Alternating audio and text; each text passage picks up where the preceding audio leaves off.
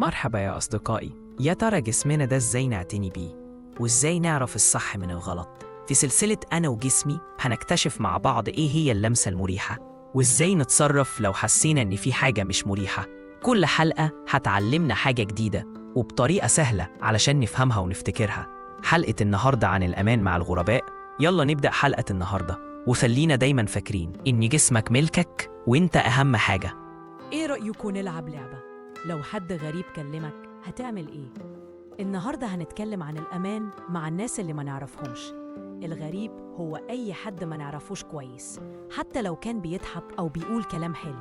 مش أي حد يجي يكلمنا نرد عليه، لازم نسأل نفسنا. لو حسيت إنك مش مرتاح أو في موقف غريب، روح لماما أو بابا فوراً، أو حد كبير بتثق فيه في المكان.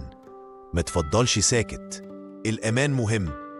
ما تخليش حد غريب يقرب منك مهما قالك أو جابلك. جسمك ملكك وصوتك هو أوضتك.